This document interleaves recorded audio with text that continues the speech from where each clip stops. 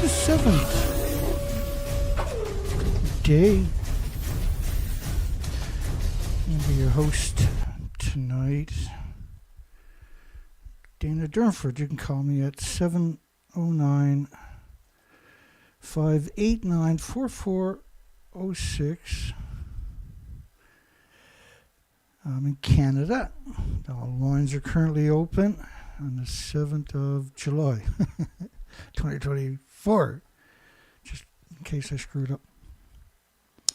And we hang our shingle at the nuclearproctologist.org, which I'm very, very happy to say is back up. I think it's the first time it's ever been offline in 11 years. It's a very stressful experience for me, trust me, but you can call in 709-589-4406. And so this is a comedy show because I've been at this for years and years and years. And so you start realizing how crazy the industry actually is. Highly radioactive mysterious objects. Rumors to be a piece of the Fukushima reactor buildings. And they're talking about reactor 3, which was the Medusa, a plutonium mixed oxide fuel facility. And it was 15 kilometers from the nuclear power plant. So a piece of the building actually flew. Now they felt the explosion 25 miles away, an Associated Press reporter did. Should nuclear industry be banned for covering up Fukushima's 4 nuclear reactors and the 8 fuel pools that melted down? I think it's pretty easy to make the case for that. I'm going to make the case for it tonight, actually, in Dana's way. Too much evidence. So my last video had 16 views when it was over, which is a lot of views for me in the last 4 months. Normally it's 100 and something, but they found another way to censor me, and this is one of them.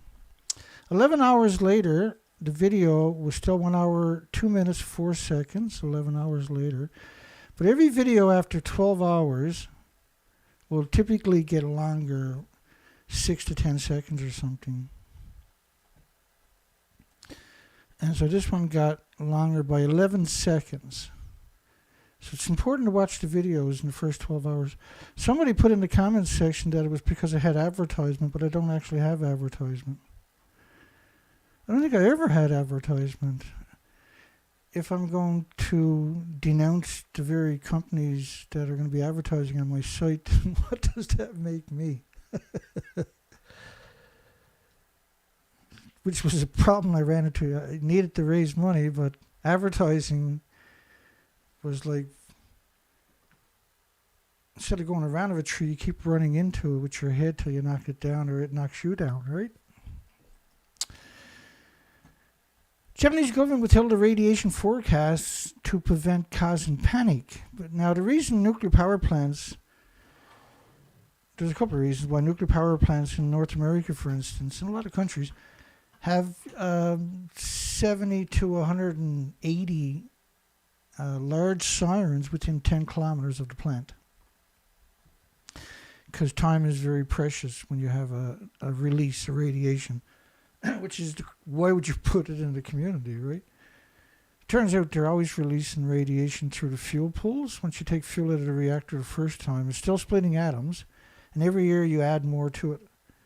And so it's producing more radioactive fallout every single year for 1 million years.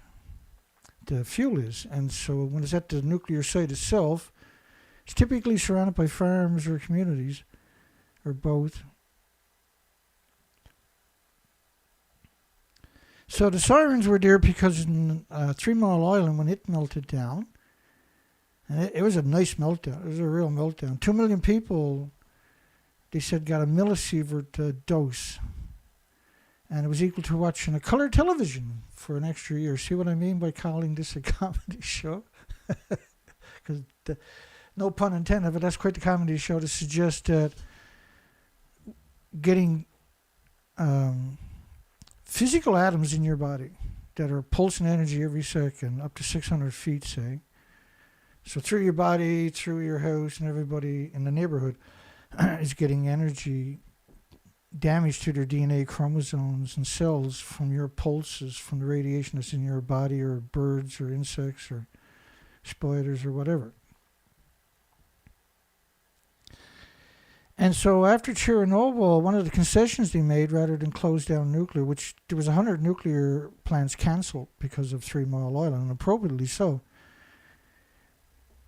But one of the concessions they made was they were going to put sirens within 10 miles of a nuclear power plant to warn the population.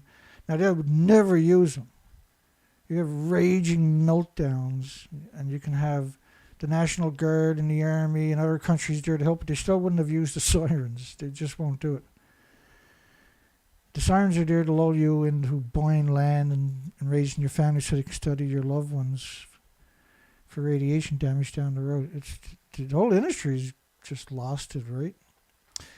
Okay, so like for instance,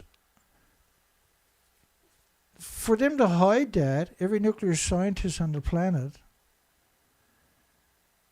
had to agree not to tell you about that. They had to do that for the truth not to come out that that happened. Last year, the United Nations said it didn't even happen. That officially, since then now, they had moved the goalpost. There is no nuclear meltdown, which is the insanity of the population. You got, you got all these people on the planet, and the industry is not scared of you because you're socially engineered. Not you in particular that's watching this, but the majority of the population on the planet is socially engineered into the mental capacity typically of like an 11 or 12-year-old. They're functional, but they're not really. And then all the radiation that gets in your bodies, your body's producing less oxygen, less nutrition, because you're displacing the red blood cells with white blood cells to fight the radiation that's in your body. So the radiation's in your body, or insects, or birds, or animals, or mammals, or whales, or any creature. And what happens is it pulses energy in every direction, every second. We can't perceive it, but it's enough to damage your cells and your chromosomes, your DNA, that your body is going to have to repair it. So for your body to, or the insects, or birds, or animals, mammals, everything else, fishes or whatever, bodies to, or your loved ones, for their bodies to repair it, they produce white blood cells in all your joints, but particularly your spleen, right? But all your joints also produce the white blood cells. So for every white blood cell, you're going to have to displace a red blood cell. And your red blood cells carry oxygen and nutrition. So there really is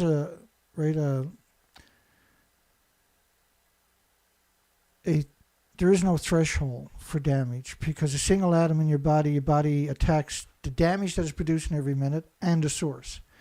And over 40 years, it'll probably build a tumor around it. But it won't work because it'll pulse through the tumor for 600 feet. But that's the body's trigger, because it doesn't have a proper autoimmune trigger to repair it. So if you cut your finger, you have an autoimmune trigger to repair it. From the local joints and your spleen, it'll flood it with white blood cells. It'll just rebuild it. 7 days later, you would never know you had a cut on your finger, right? But the radiation that's in the bodies of any species or animals or food sources, and that's another important thing that a lot of people are missing, is that with the radiation in the food sources, because it's uptaked, and they know this because they're surrounded by farms, the food is damaged. So you're eating food that is radioactively modified. But there's a lot of countries, with the International Atomic Energy's other way of doing this to you was it irradiates food coming into your country to kill the pest and sterilize and stuff like that. But it also radiates the food in order for that to work. Imagine how powerful it is to kill the pest, for starters. And then imagine how the energy left behind has destroyed, but you can't perceive it because it's so recent, see? But the food basically wouldn't break down for a very long time because it doesn't have the fungus and the bacteria and it doesn't have that, which is important to your body for your enzymes to work with, or animals, we're designed also for structured water. So let me get back on track here, I digressed. But in a good way, right? Highly radioactive mysterious objects found, rumored to be pieces of the Fukushima reactor building 15 kilometers from the nuclear plant. And you can see reactor 3 actually did melt down. The fuel pool's reactor cores were at the very top of the building. And so just this reactor, it dwarfs the other 3 reactors and 6 fuel pools that melted down, because it's a mixed oxide fuel facility, a plutonium mixed oxide. It's very high grade, and then its emissions are terrifying. They acknowledge this in, I don't know how many different ways over the years we've covered their acknowledgement that it's very difficult to deal with the waste from a plutonium mixed oxide fuel reactor. That stuff has already gone through a chain reaction. They reclaimed it through a most toxic, environmentally nightmarish, what they call reprocessing. It's absurd that was ever even conceived, let alone they done it. But unless your agenda is to pollute the entire biosphere and all the water. Apparently, their job is to kill the water. That's what the nuclear industry, and then everything else is proxy, and it will happen. And let me get on. Officials withheld the forecast. Sewage. So by withholding the forecast to prevent causing a panic, you caused cesium levels up to 334,000 atoms per kilogram in the sewage.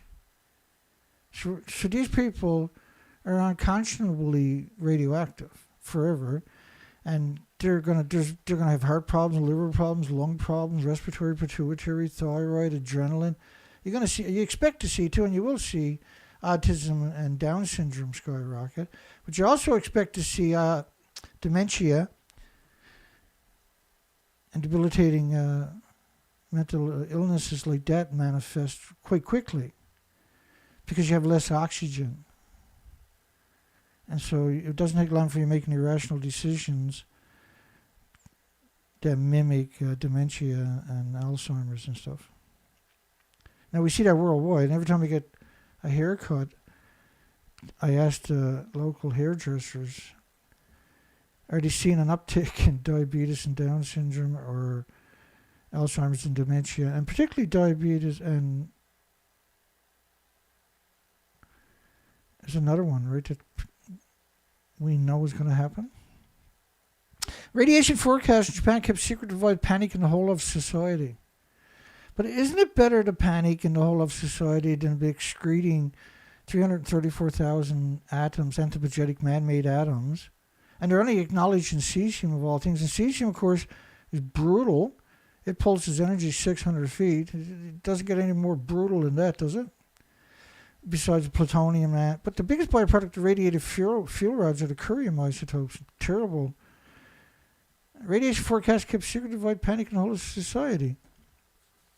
So now the victims, instead of getting out of harm's way, have resorted to telling the officials to lick the soil. Children lick the soil. Take the soil in your hand, lick it. After being told it doesn't need to be removed from the Fukushima school, which was at 5 million atoms per kilogram. And instead of moving the children out, the nuclear industry conspired to keep them there. And of course, everyone in them will be studied for the rest of their lives and the offsprings that they might have. And they'll all have debilitating illnesses.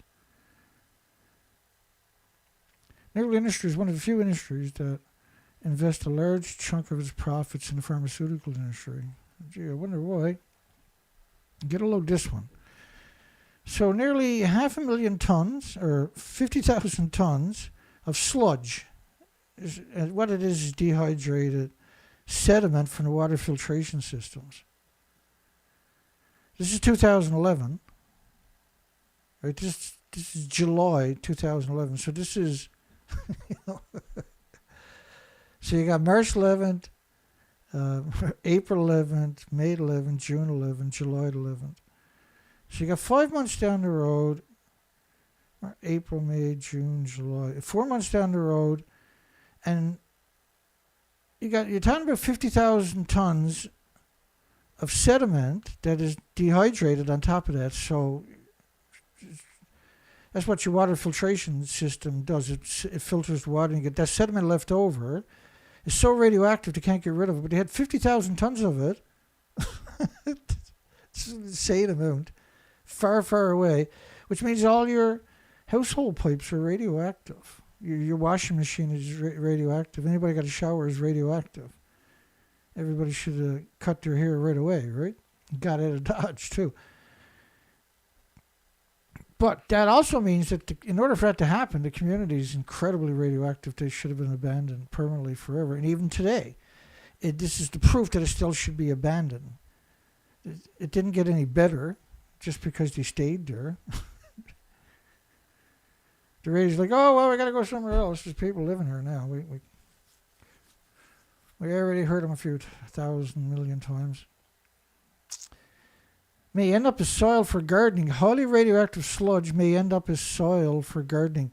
The government says, like, have they ever opened their mouth and said something that wasn't evil?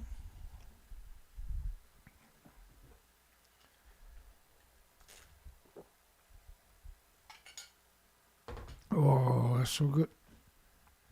So you got your sewage is too radioactive to get rid of in your country. You got your sediment from your water filtration facilities.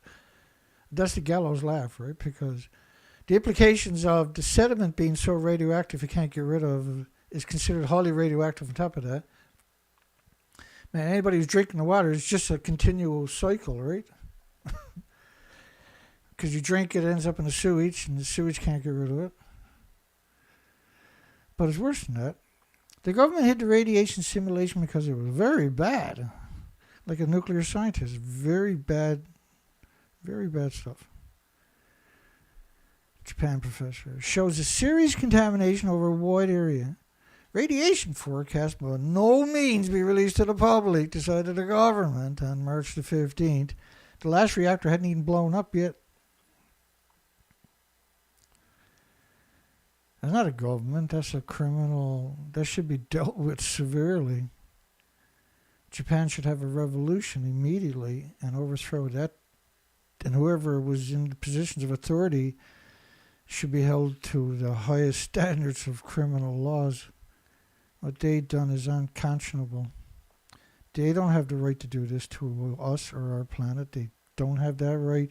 It's not legal, and it would never be acceptable under any circumstances. They're just monsters. Monsters are not some fictional character. They're actually humans. And a lot of them seem to work for the government for some reason. Local official, they found plutonium in every sample. How is that going to play out, I wonder? This is minima soma. Radiation absorbing bacterium is everywhere on paved surfaces. See, this is the stuff that nightmares are made of. There's no science fiction writer would have wrote a story about a nuclear meltdown with all of these attributes. It's simply... And the story, if I was to continue going like I am now, trying to tell the story of all of Japan and the information we get gathered up, how long can somebody go without sleeping? I can't remember, but there's no way I'm going to get close to scratching the documentation of this nightmare. The nuclear industry is just, it doesn't give a shit. It creates havoc everywhere. And you can't perceive it for the average person, right? The Japanese government gave Speedy, which is a software application that in the first month made 5,500 radioactive fallout models based on documentation being inputted from universities and government agencies and militaries and everything else. And this was put in applications, and so they were able to model it pretty bloody accurately, but they didn't release it to the public who owns it and paid for it and hired them, gave them the equipment, the authority, the monetary, in case of an event. When you finally have one happen after 60 years, they're like, no, I tell you, jack shit. You call them, but you call them governments. Like joining the military, but you can't join the military because you can't quit. So it's no longer joining, right? Oh, shit.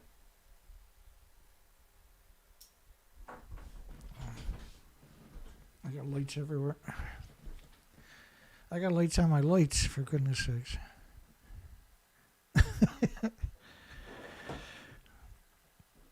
And the thing about it is, I got good lights, and really they're professional lights. Like there's 600 LEDs in each light, right? And you can color code each light.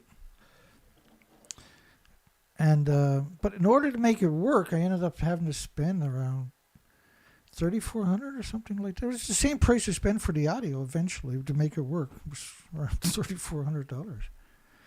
So it's very difficult to get high quality that works. Like there's lots of empty promises, lots of carpetbaggers out there in the electronic industry trying to sell you stuff. It looks really good, but it simply doesn't work. And you see everybody's using the same equipment ultimately, right? Basically, all the top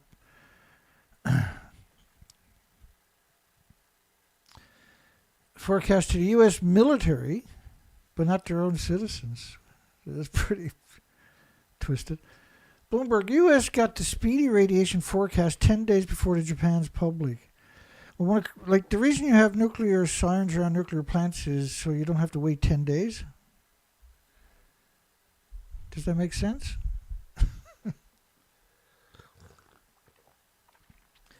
But that's what I mean when I was like, this is really, it is a comedy show when it comes to nuclear. It's not funny in the real sense, though, unfortunately. But it's, when you're telling the story, it's kind of funny that it's able to I don't know if funny is the right word. I have to reevaluate that, I guess. Stop these word games. There you go. See what I mean? Lawyer tells official. Government had first claimed projections are not accurate. You know, if you have a forest fire, they accurately predict where the smoke is going to go, right? And same thing with a lot of small rain clouds and snowstorms and everything else. They're able to predict it pretty accurately. They conquered that, by the way, in about the 50s and 60s. And now we got the technology coming to the eardrums. So, iodine 131, which the only reason they're mentioning, it's a nasty one, but the only reason they're mentioning it is because they don't want to mention other isotopes. And it disappears fairly, not disappears. You know, they got 10 half-lives, and so they got a 3-day half-life each for the iodine 131, and that'll disappear allegedly in 30 days. But if you go into the literature, into the studies, what you quickly learn is that when it decays ultimately to lead, but even then it's still radioactive lead. It's not natural lead. But it's considered so. It's energy per se, right? Because they think of the radiation in terms of energy. How much energy does it put out every second? And, you know, like there's alphas and gammas and betas and neutrons, and then there's X-rays. And the X-rays are caused by the mass. So when you got radiation is everything, like the sewage, like the water, and like the garbage, you're going to have that combination. It's not just going to be gamma, which is cesium-137. And so you're going to have betas, gammas, alphas, neutrons. But because they pulse energy at the speed of light each, but they don't mingle. So this is really complicated, this mathematical equation. And what happens is they pulse energy in every direction at the speed of light every second. Pow, little explosions, but almost at the speed of light. The speed of light. Almost at the speed of light. But it's tangible energy that can be registered on a Geiger counter. So it's significant. That's significant. And there's nothing on the planet that has not only a trigger to defend against it on top of that. But anyway, so the gammas, the alphas, neutrons, betas, they're exploding. When they hit each other, explosions, they change direction. So you have explosions almost at the speed of light every second going off. And when they hit the gammas hits the alphas hit the neutrons hit the betas. They don't mix together. They ricochet almost at the speed of light. And then they ricochet to hit another gammas, alphas, neutrons, beta, ricochet again. And that effect is known as an X-ray. Very nasty stuff, by the way. And so when it's in the forest, for instance, everything on the forest floor is immediately getting a full body X-ray. Continuously, all day, every day. So you're just going to sterilize everything, like the ecosystem, the little small ecosystem, the small species, the most important species, by the way. Because you can't, like with the bacteria and the fungus, the trees can't work properly. They can't suck up water and nutrition and nutrients and everything else. So iodine-131 detected in Tokyo at multiple locations during November. 350 atoms a kilogram at the Kita garbage facility, which is close to Tokyo. In Guma and Tokyo again. And measurements from the incinerator ash at the garbage disposal facility in Tokyo. And they got different numbers down there. But these numbers don't really matter because for every iodine-131, there's 10 times more iodine-132, which is way more energizing, by the way. And for every iodine-132, there was 30 times more iodine-133, which is just as energetic as the 132, which is more energetically than both of them, than the incredibly effective and energetic iodine-131 is at harming your thyroid glands, for instance. And the 132, 133 iodines, because they're in such a huge ratio, are a problem that you can't ignore that particular facet. And for every iodine-131, there's also 31 times more iodine-129, and that has a 15 million year half-life, 150 million year half-life, rather, 1.5 billion life.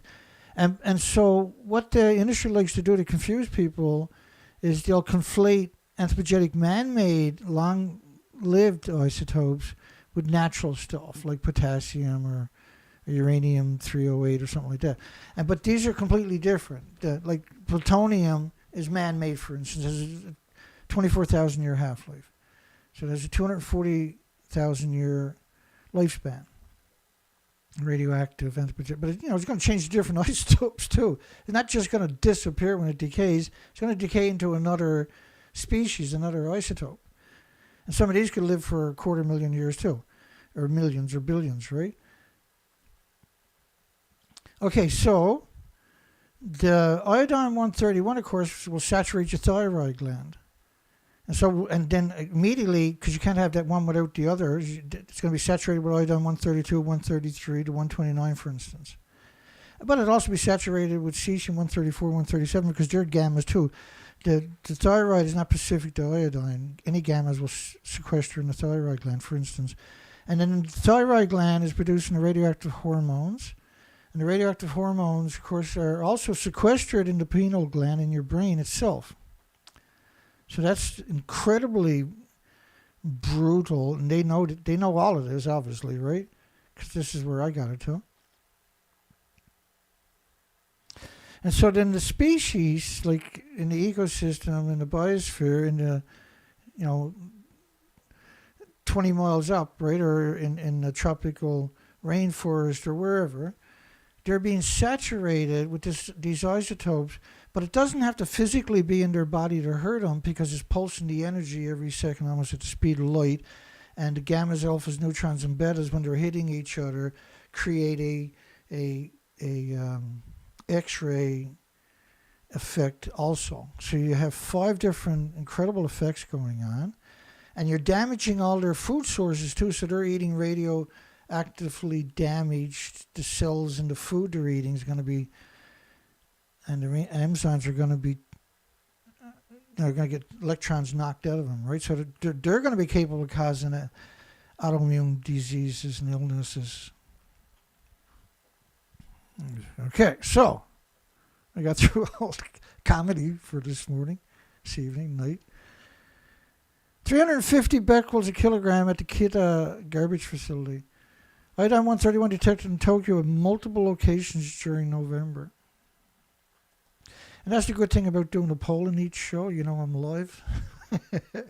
Right? You know I'm live. Should the nuclear industry be banned for covering up Fukushima's 4 nuclear reactors and 8 fuel pools, which each had around 4 reactor cores in them? Or more, because they don't have a repository anywhere on the entire planet.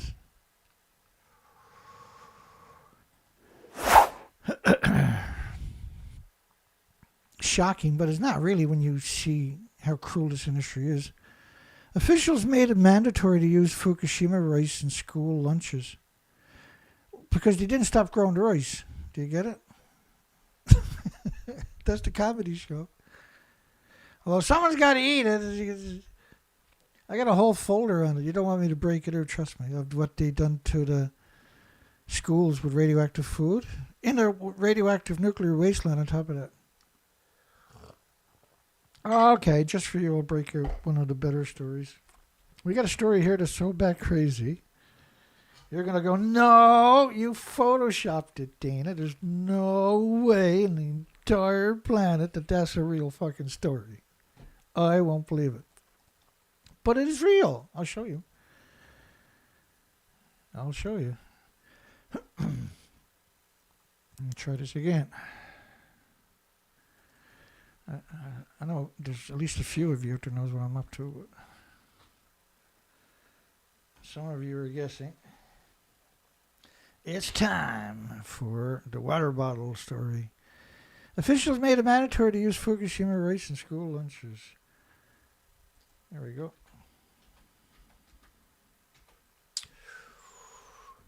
Fuck, I'm busted up.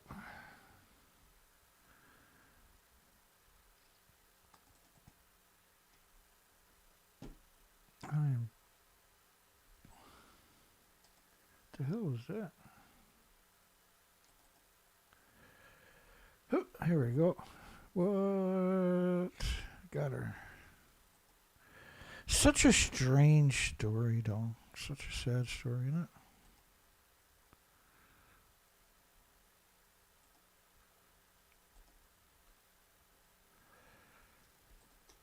Here we go. I'll click. This is the strangest story conceivable. But it's not. If you know the nuclear industry, then it's the comedy show. Because if not, you go crazy, right? Elementary school in Japan is using water bottles to shield the students from radiation. Try making that one up, Hollywood. Big shots out there. Let me see you make up that one. Pre-Fukushima. Okay, here we go. An elementary school in Koriyama City, which is 300,000 people, which is located in Fukushima Prefecture, 34 miles west of the disease factory known as Fukushima Daiichi Nuclear Power Plant, is using water bottles to shield radiation coming from outdoors. This is their version. Now, I'll tell you what's really going on, and they're right in some ways, obviously, right? But if it's outside, it's got to be inside. Trust me. And other areas around the school buildings, other areas around the school. Oh, we got water bottles everywhere. They're everywhere, yeah. My wife thinks I'm crazy because the house is full of water bottles, too. The bottles are filled with water and placed inside square boxes that are stacked around the classrooms. Indoors and outdoors.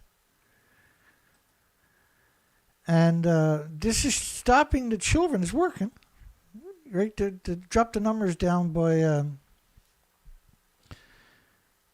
it's using water bottles to shield... the bottles are filled with water, placed inside of square boxes.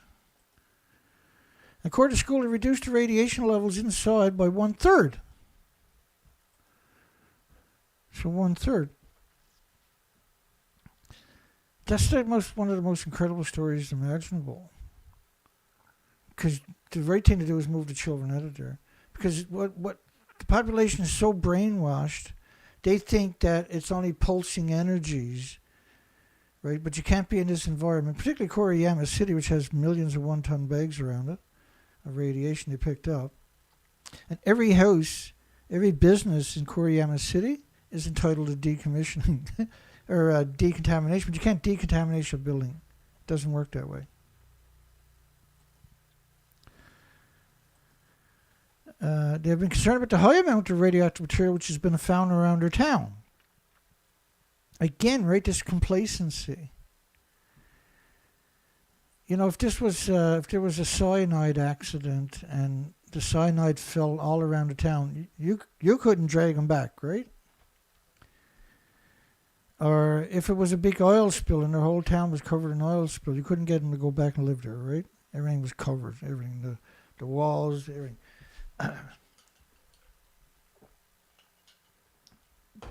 Because radiation, you can't perceive it. You can't see it or smell it or hear it or feel it or taste it or touch it or perceive it. In Koriyama City. So the UNSCLEAR, the degenerate UN rather, had commissioned a study to downplay the effects outside the official evacuation zone. So what they done was, right, they showed the counts per minute because a lot of people had Geiger counters, and that reassured them, right? But then they said that external plume, external ground, inhalation of the plume, which you can see is literally nothing in the worst places imaginable, the ingestion, which there's, which is amazing to even acknowledge, and then the total accumulation. It doesn't work this way, see. When you, like, a nuclear power plant now, average disposition density of 137 cesium on the soil per square meter.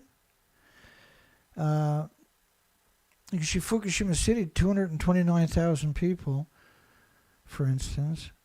At 296,000 people, at 229,000 counts per minute of just cesium-137. You can't just have just cesium-137. So, and by the way, 185, not 185,000, but 185 was an evacuation zone at a nuclear plant site pre-Fukushima. So to let people continue to live in 39,000 atoms of cesium-137 or 14,000 atoms of cesium-137, etc., etc. Average disposition. So Koriyama City was 162,000 counts per minute with 340,000 people. This is a nuclear wasteland. It has all the attributes of a terrible, highly, it meets all the criteria, should have been evacuated. But they moved the goalpost. I just left them there. And then claiming, right, the device they're getting led them to believe that if they stacked water bottles in the classroom and outdoors, it would reduce the radiation. There is no acceptable limits, and it's impossible to avoid breathing it when all the communities are incredibly... So what you're seeing there is all the communities are incredibly radioactive. There's your evidence. And that's just a fraction of the whole list, right? Because this is from UNSCLEAR United Nations site itself. And this is their official numbers. Well, these are simply, you run away, leave everything behind numbers. And so suggesting that the elementary school shouldn't have been evacuated is a crime against humanity, a crime against the children, rather. The residents' court, well, it is a crime against humanity to keep the people in that city, 340,000 people in a nuclear wasteland. That is 100% a crime that should be held accountable, right? That is not acceptable. But when every community is doing it to the population, and they were and are, then we entered into the twilight zones. Every day is a twilight zone experience. There's no way you would get me in that city. Well, school lunches are tested for radiation. The parents are... Think about that statement. Well, the school lunches are tested for radiation. This is one of the strangest statements imaginable. Parents are concerned because they are largely unable to find out where the items were originally produced. But when they go down the road, there's one-ton bags everywhere was picked up. Every house there is entitled to be decontaminated, but they can't get enough homeless or destitute or the victims of society or the immigrants who speak the language to do that job, because nuclear academics are not going to go there.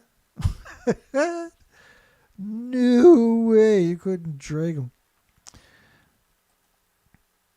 And because Koriyama City is outside the evacuation zone, the government has barely conducted any decontamination activities. Well, that's not true, though, because we got pictures of absurd amount of one-ton bags. And it's not just Koriyama City, it's all the surrounding communities, too. And the list, this is only a fraction of the list of communities we're talking about. It's like Russian roulette. Only 10% of the school lunches are tested, usually after. And officials didn't even know testing equipment was available. Radiation forecast withheld by the government. Releasing it would cause unnecessary panic. But clearly what I'm seeing, right, you can't say this is unnecessary when you have these numbers per square meter and these populations that are sacrificed so that the nuclear industry would have endless work at studying them and their victims, their children's.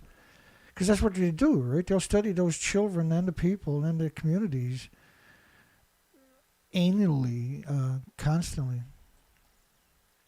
Disposal of, this is another strange one, disposal of the quake radioactive debris to be burned in Koto, which is, in all intents and purposes, is Tokyo. 36 million people, metropolitan Tokyo. And radiation fear will continue for years, over £1 billion.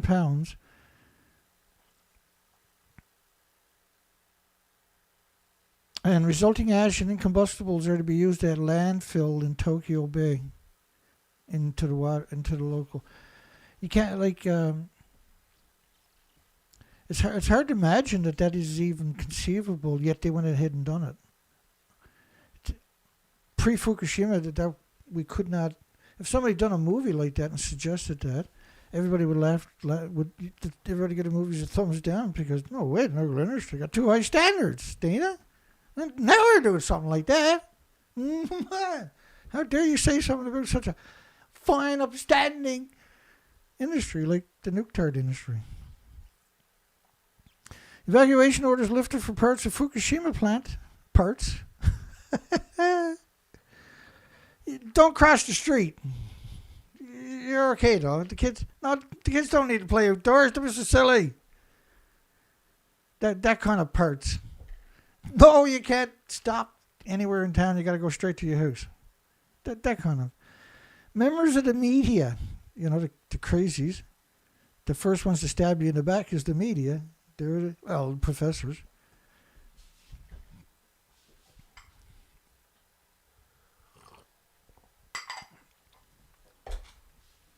Sometimes we do a news cycle. Sometimes we do a news cycle. Sometimes we do an old news, like the Time Machine news cycle for the nuclear industry. Go back to 2011.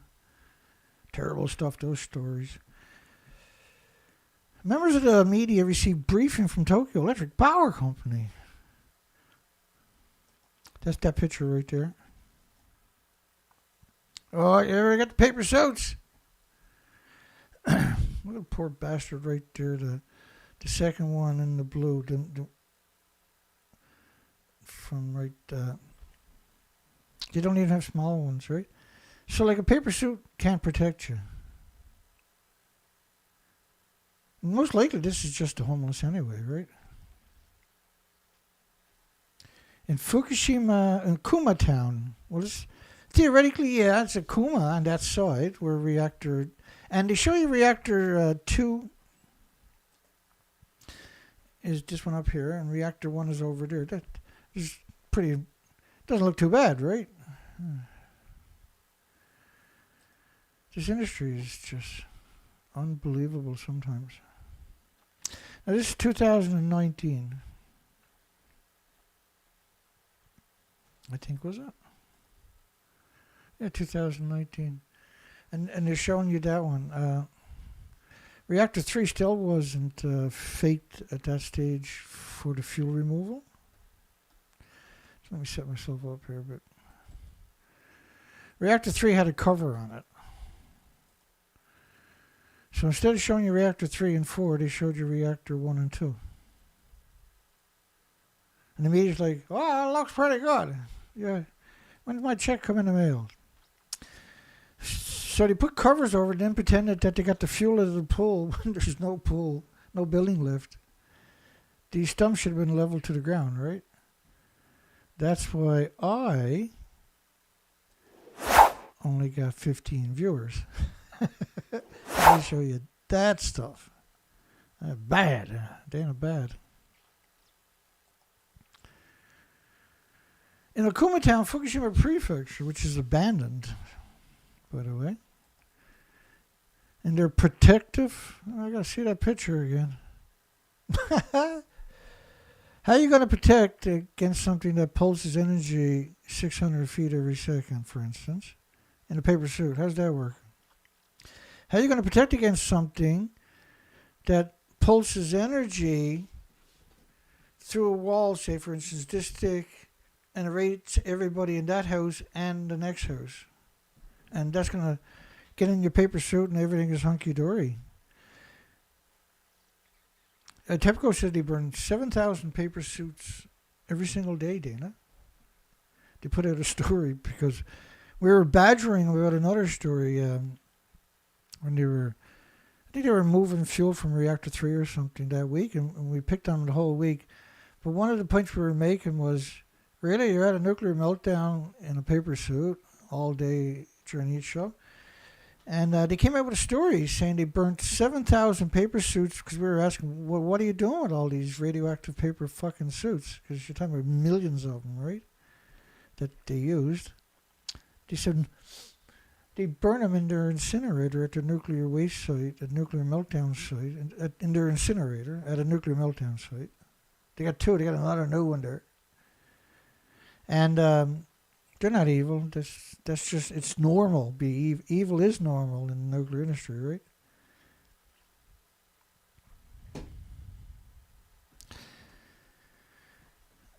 And so paper suit can't protect you.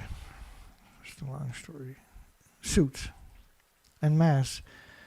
The filters would have to filter out everything because the atoms are the same size as any other atom. And you can't filter out the atom because you can put 200 million on the head of a needle, but you can't see it. So these masks are not going to filter out the airborne radiation. And by wearing it, they're acknowledging the airborne radiation. In fact, in 2019, just hang with me. Stay with me. Stay with me. I'll get it. Oh, goodness me. I got too much, eh?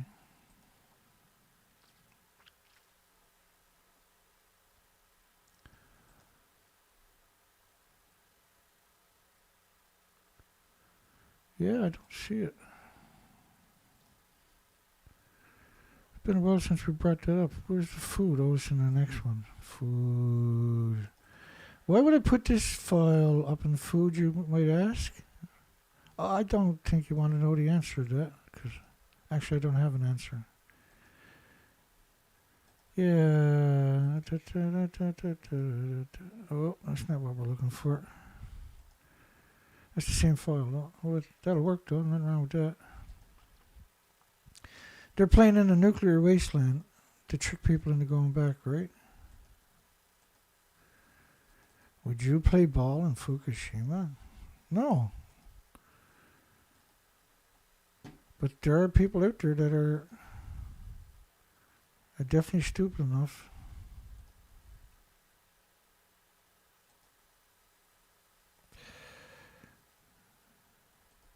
There's one.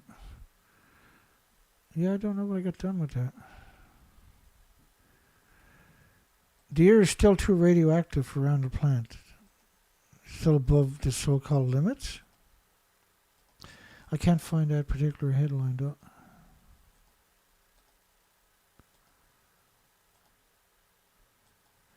You know how much I hate giving up, right?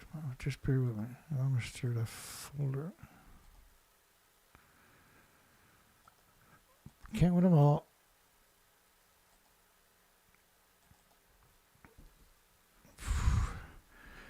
So if you walk past a liter of this water, you'll die that day, by the way.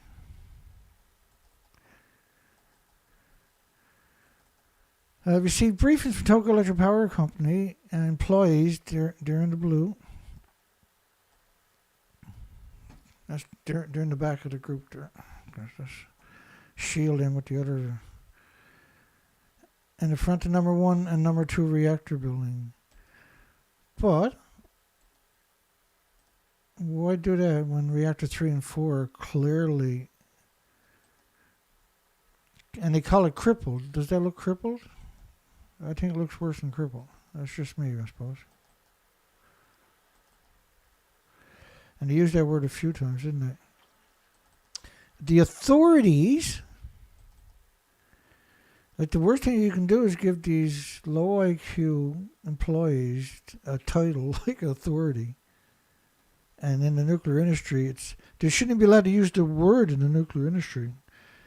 Because as soon as you're in the nuclear industry and you get some authority, the real monster and the humans show up.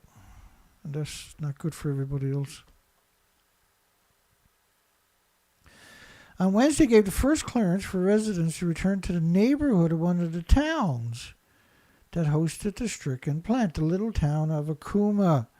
A little town with 10,000 people. That's not little. It's been abandoned, and once you abandon a town from radioactive fallout, you don't go back. But the nuclear industry got a black eye and a fat lip, so they need you to sacrifice yourselves so they look good. You can't rebuild in a nuclear wasteland where you got multiple nuclear reactors melting down next to you within eyesight. Why would you go back there? Why would you take your loved ones back there? Why would the nuclear industry do that to you? Well, when you're evil, it just doesn't seem like a big deal. More than half of the victims are not going to return, 10,000 victims, according to a survey, but you can't believe these people, it's nuclear. Only 3.5% of them had lived in a neighborhood where people have been allowed to return. So the section of the town that you're allowed to go back to is this little tiny spick. And only 3.5% of the 10,000 people could return if they were allowed to return. And the mayor, who doesn't live there, lives 100 kilometers away, insisted it was just a start. It's a major milestone for the town, says the monster. And a lot of these people are so compartmentalized, right? They think because somebody told them it was okay. They think it's like an oil spill, right? Where as long as you don't go near it, you'll be okay. But it's not. It's a nuclear meltdown. That part of your country should be abandoned permanently. And dug up and dealt with too on top of it, but still abandoned. But this is not the goal, but a start towards the lifting of evacuation orders for the entire nuclear wasteland. They call it difficult return zones, but this is madness to suggest. That was just to keep that connotation, that subtle brainwashing, constantly hearing difficult to return zone is a brainwashing technique. That's all it is, right? There's no science to support going back into a nuclear wasteland. And so the mayor somebody needs to stop that, man. Fukushima Daiichi nuclear power plant, which straddles the municipalities of Akuma to the south and Afudabara to the north, on the coastline itself. Chernobyl was 600 miles from the coastline on top of that. Everything was designed to run into the ocean. The whole site is graded to the ocean. See, it's not an accident. And if it's in farmland, then it's built up so everything runs off into the farmland. It doesn't float over to the farmland or everywhere else. More than 160,000 people were evacuated as a result. It was 480,000. The world's worst nuclear disaster in a quarter of a century. Which is a great way of not saying it's the world's worst disaster, see? Because it makes Chernobyl look silly, even though Chernobyl is brutal. Trust me. I've done presentations on them for their anniversaries, for instance. Go watch it, and and acquaint yourself with over 400 studies of all the different facets that they looked at. And that really gives you this incredible insight. Because you see all the studies, they're not burning money on the studies after nuclear meltdown for something. They know. They want to see how bad it is, and they want to be able to downplay it if it is. And that's just a fraction, though. We done a anniversary one year where we had 900 studies on Fukushima. How the reindeer in Latvia are still too radioactive to be able to be consumed, for instance. Or how, Switzerland only opened up the freshwater fishery 30 years after Chernobyl, for instance. And that every time there's a forest fire in Chernobyl, and there is a lot because the forests are dead, right? There's no biota in the forest. So the foliage and litter doesn't break down because the bacteria, the fungus is gone. And so you have a lot sitting around that's tinder. So when you have a lightning strike, it's nasty radioactive fallout for many months worldwide from that stuff. Because you can't destroy radiation with an incinerator, let alone a forest fire. You just liberate it back into the ecosystem. Since then, the restricted area has gradually shrunk, leaving 340 square kilometers, 131 square miles, still deemed too unsafe to live. We like to call it a nuclear wasteland because we're rational. We're not scumbags like them. Right? Oh, my Greece, oh, my God.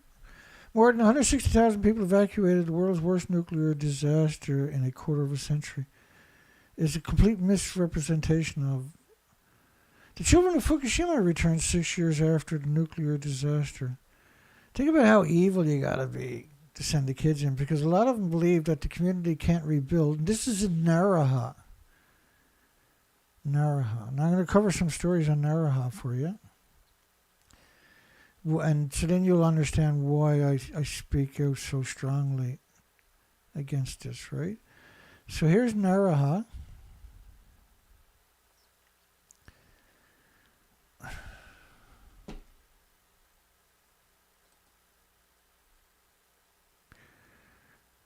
got no idea.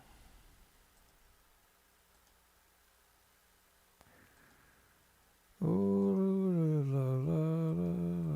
that's not what we wanted. Try this again. Okay, so you can see Naraha, Fukushima Daiichi nuclear plant is highlighted. And Naraha, and that whole zone is considered that 340 square kilometer, 131 square mile zone. That's considered the no-go zone in 2000. Okay, so that's Naraha. Keep that in mind. Official hot material with 7 billion atoms a kilogram. Now, Becquerel is a pulse of energy. A BQ is a shorthand for Becquerel. And the Becquerel is that pulse, that explosion of energy almost at the speed of light. And that was found in Naraha. Let me get some pictures ready for you.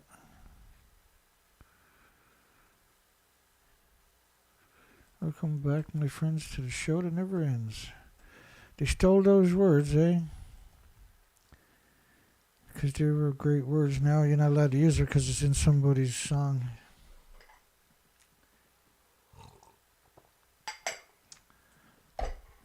So that when reactor 3 went off like a firecracker, it left a stump.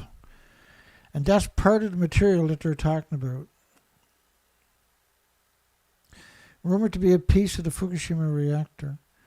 Fukushima worker, we were told to only clean areas. I got a better way of telling this story. We get set up. We're almost ready. I apologize. I'm sorry. Here we go.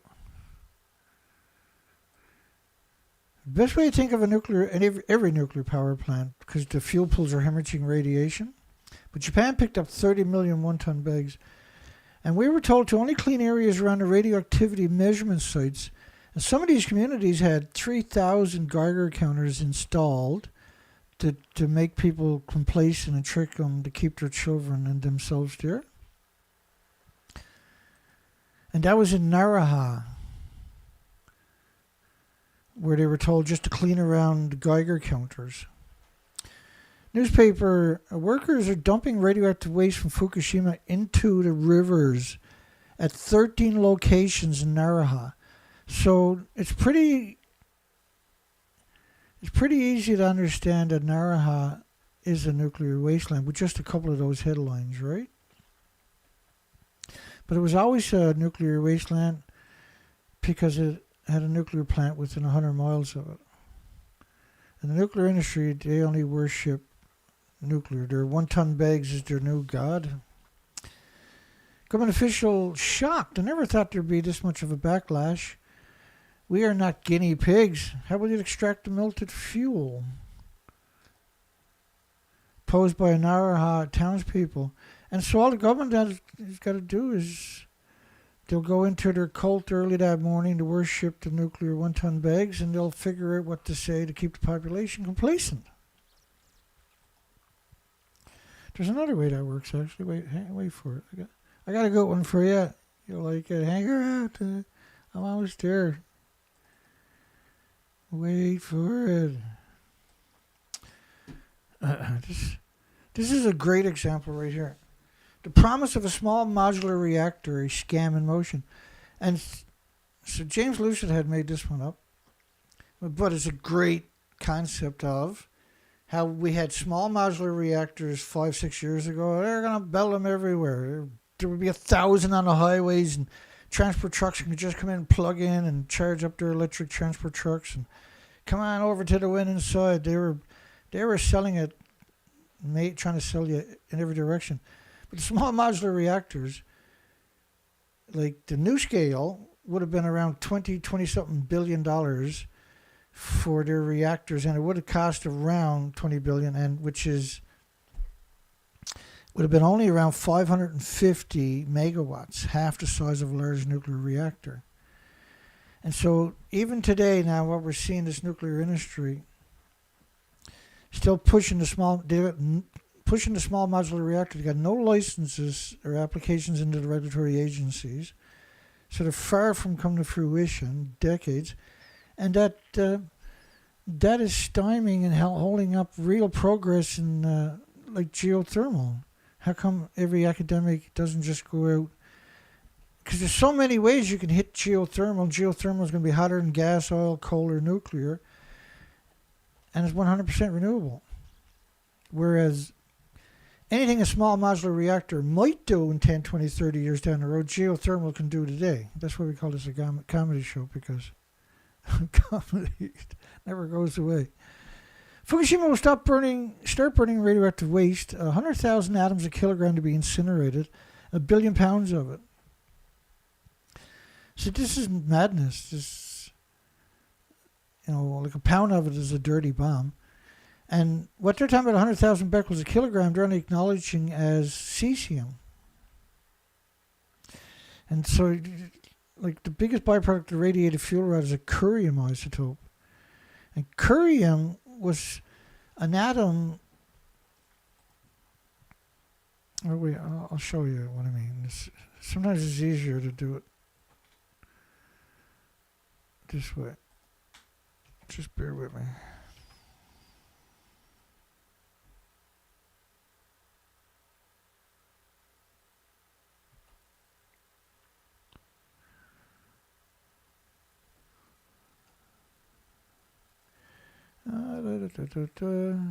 Almost.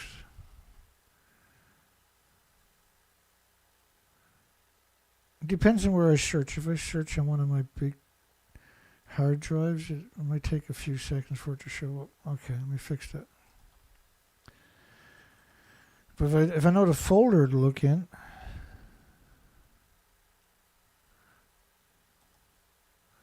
then it'll show up right away, right? Oh.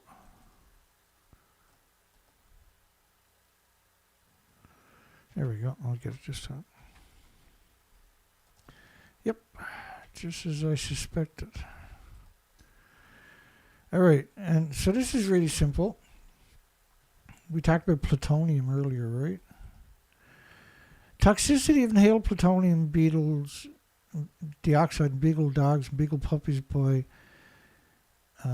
Dr. Raymond Gilmedy from Loveless Respiratory Research Institute in New Mexico. The lifespan of 144 beagle dogs and beagle puppies, one single mono inhalation, because beagle dogs got a big nose, right?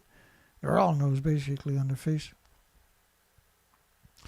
Death from the plutonium contamination occurred within 1.5 to 5.4 years after the exposures.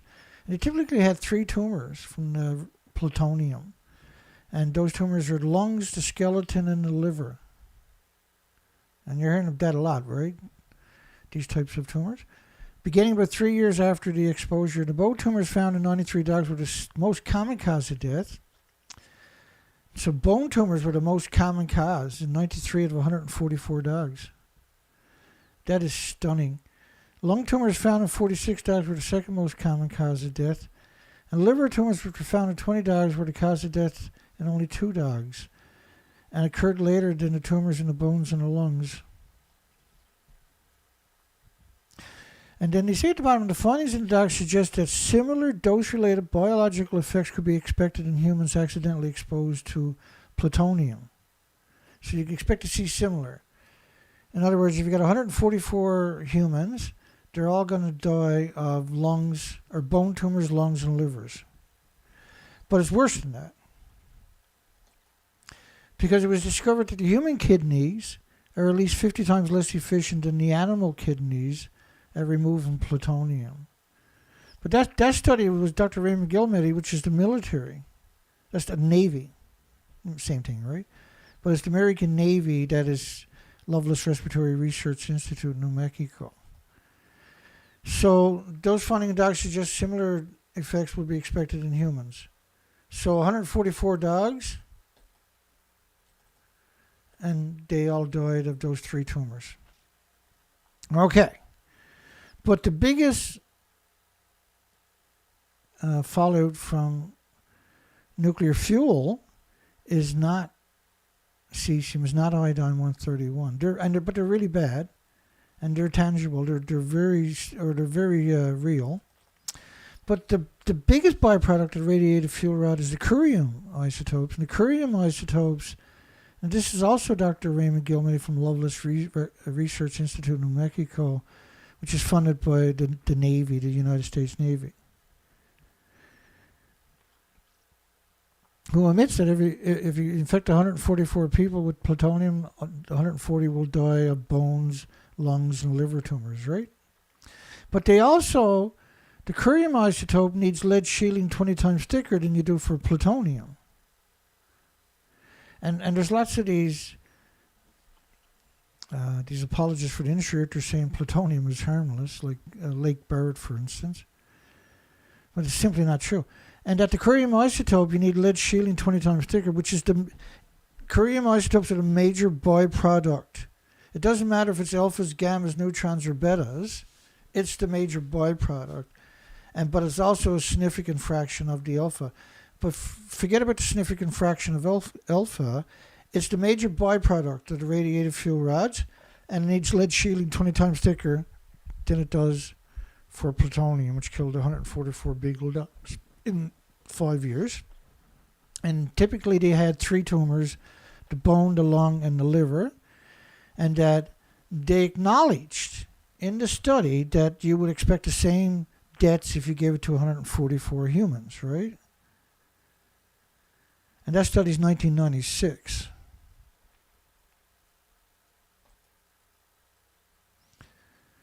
So Naraha, where they got the kids moved back into, if more than 100,000 atoms of radioactive cesium are found per kilogram of debris, the debris will be transferred to a medium storage facility to be built by the state. But if a burnable debris contained 100,000, now they're only looking for cesium, not curium, not plutonium, which is the biggest byproduct of the radiative fuel rod. Not cesium, but they're only looking for cesium, which is really bad, but that's not what you would do. If you were even reasonable, you would never do this as backwards of what you're supposed to do, right? May dispose, and then to assert that that was the only contaminant that you're worried about, and that was the one that's what they fixated on. And if they didn't look for anything else, they only looked for cesium, but they didn't even look for cesium. Because if you're going to really look for cesium, then you would actually look for everything else too. You wouldn't exclude 1,000 other fission products, particularly the biggest byproduct of the radiated fuel rods, which is the curium isotopes and why was Dr. Raymond Gilmay looking at the curium isotopes for? There's another question you need to ask yourselves. I'm talking to my detractors rather. Radiation detected in drinking water from underground sources 15 miles from the ongoing, never-ending nuclear meltdowns. Efforts to quench ongoing fire in Fukushima zone hampered by high radiation levels from the 2011 nuclear disaster. This is 2017. A raging wildfire in the Fukushima radiation zone, and we covered that back in 2017. The smoke is radioactive smoke. So how do you put out a radioactive? Because the trees sequester, the forest, the plants, the biota sequesters the radiation. When you get a forest fire, you're just going to liberate it back into the ecosystem. So it's equivalent to having another nuclear meltdown.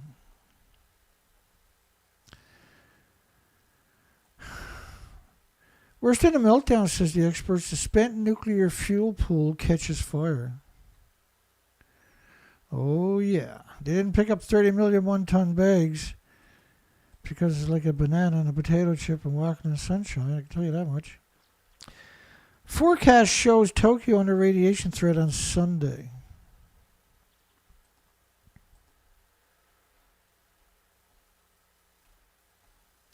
How does that work, though, I wonder, when they each morning or during coffee break, they go down and pray to their one-ton bags of radiation? I mean, they picked up 30 million of them because obviously they must worship them. Imagine going writing on a million one-ton bags that Dana is wrong. Radiation is like a one-ton bag. It's like a banana. Rather. Forecast shows radioactive plume threat to the U.S. West Coast.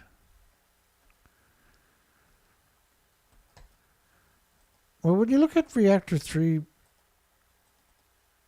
because a lot of the media will say, well, Fukushima didn't have a big dispersal, didn't blow up like Chernobyl. But this picture was available on day 6, March 17th, 2011.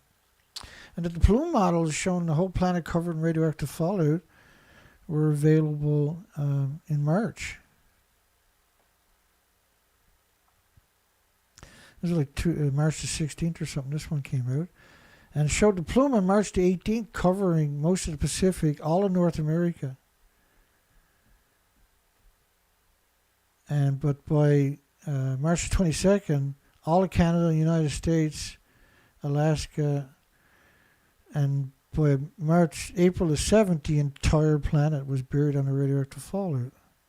But we have a seamlessly endless amount of documentation of this accident, but yet everybody's denying that it happened. That I'm the crazy one because I'm talking about it.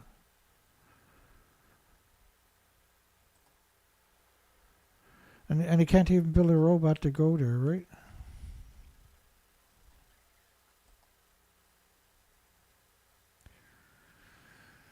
Hang on here. Far more radioactivity inside the spent fuel ponds than in the reactors. Here we go. I got it. So here's reactor 3. The spent fuel pool is at the top of the buildings. And so look at the building over there. Do you think it's there? I'll give you the answer if you're not familiar. It's not there. And this is, well, it was reactor 4. And the fuel pools, which is, each one has around 4 reactor cores, like this, are up there. And by the way, those fuel pools are splitting atoms in all the nuclear power plants worldwide with no containment. There's no way this can't go bad on humanity and the 8 million species, even without Fukushima. But we had Fukushima, reactor 1, reactor 2. But, again, you got, there's more to the story that people are not able to, there's no way they're going to find it on their own. Let me give an example of what I mean by that. These are pictures that were released in 2021, in the same year as the 10th anniversary, in January. I found it on a Chinese site, translated into, I tried to translate it in English. The story wasn't making a lot of sense to me, but there was a whole bunch of links that said TEPCO official website page. I clicked on them. It took me to downloads, and I downloaded all of these pictures, 736 pictures or something. You'll find this in my playlist with links to the TEPCO, and you can download the pictures yourself. And you can zoom in on these pictures, and this is where I am with these shots here. And that's reactor 4, next to it is reactor 3, reactor 2, reactor 1 are all pixelated out. But this is the common spent fuel pool, and that is pixelated out also. Now this is on the same road at the same level as the tsunami that washed through Fukushima.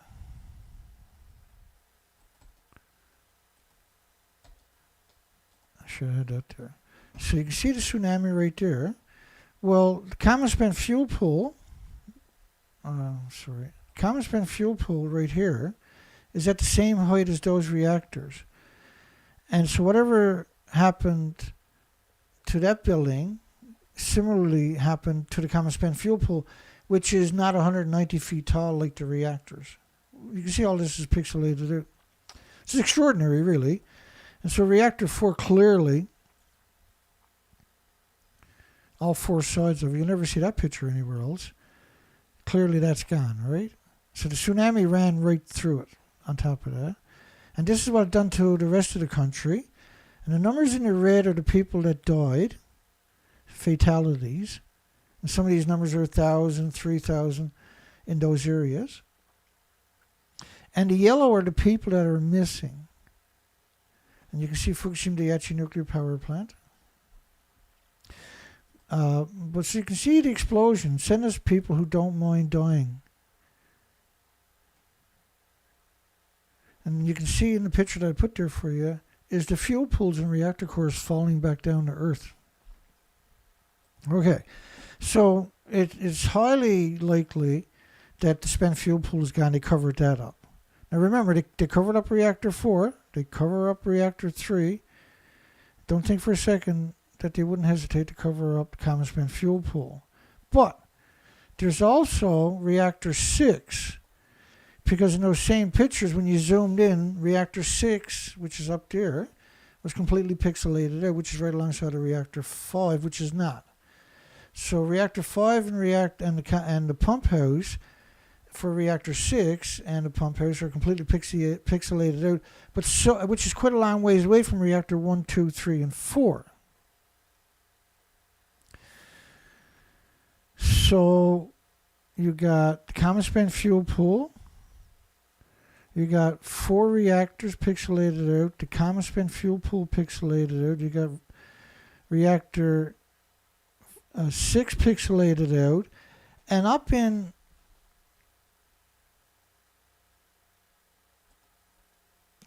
you're not going to find this unless you come to this site, unfortunately. And this landmark, this circle here, is a landmark that we use to tell this story. And that parking lot.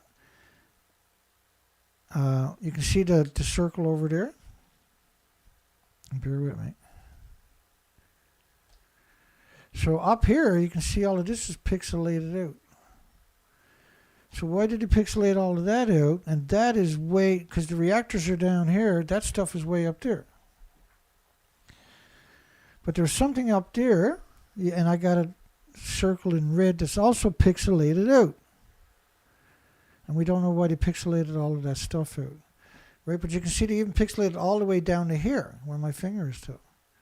Why would you pixelate all these trees, all that highway, those buildings, way up there, and that was the landmark, which no longer exists. That section now has been completely paved over. But that's it there. That was the landmark that we were able to use to establish that from the original videos. So it looks completely different today. Now it looks like that section, right? So something happened. So let me just recap that, because you can't tell that story enough, and we don't, unfortunately. So the common spent fuel pool right here is completely pixelated out, suggesting that a severe meltdown also happened there. The reactors are all pixelated out. When you zoomed in, you would see it, and it's clear reactor 3 is gone. Reactor 6 is also pixelated out, and there's something going up above that that's pixelated out. We don't know what that was. But why did they release those pictures that drew us a line directly to all of these places that were all pixelated out 10 years after? So that's what I mean, right? So there's a lot going on that we take for granted. Oh, it's reactor 1, 2, 3, maybe 4. But don't forget about the common spent fuel pool. Don't forget about reactor 6. And don't forget about that abnormality up in the middle of nowhere. That's now completely changed.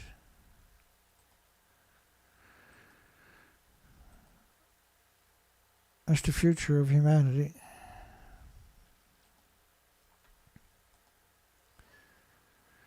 So don't forget this story either. Fukushima government, Fukushima Medical University signed a secrecy pact with the International Atomic Energy Agency.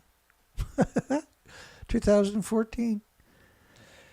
But the International Atomic Energy Agency doesn't have any sovereignty over any country. They're United Nations, which shouldn't exist.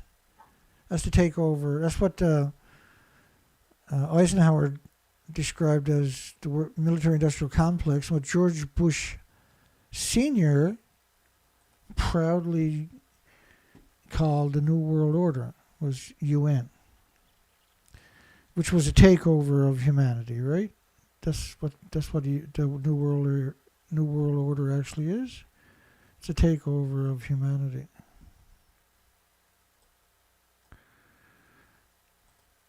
I'll just adjust the volume for you.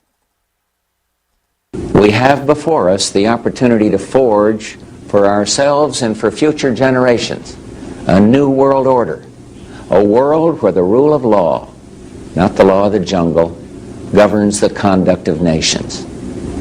When we are successful, and we will be, we have a real chance at this new world order, an order in which a credible United Nations can use its peacekeeping role to fulfill the promise and vision of the UN's founders. So he's calling it the New World Order, United Nations. Right? That's what we're talking about.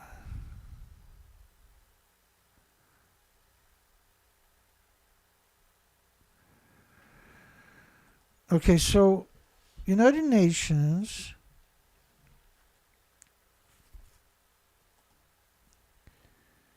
has signed a secrecy pact.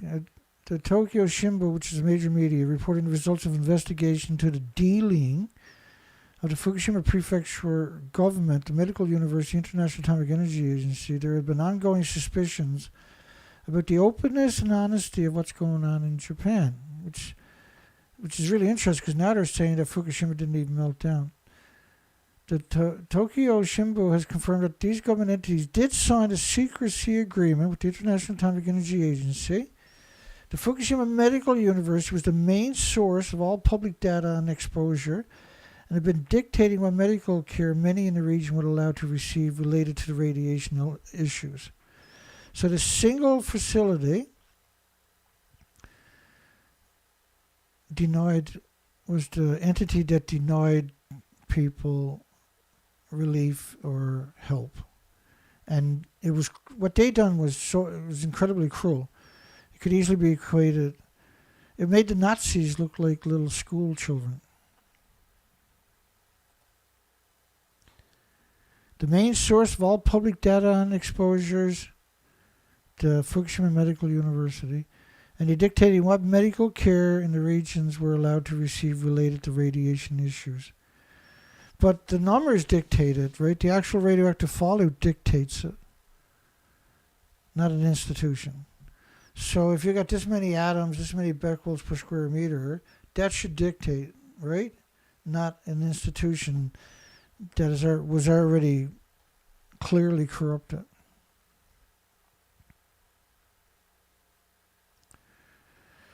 Both the prefectural and medical university were the subject of growing distrust from the public due to their efforts to downplay problems, and withhold information from the public. Tokyo Shimbun work was confirmed this problem to be the case. It found that the Memorandum of Mutual Cooperation that connects Fukushima International Atomic Energy Agency,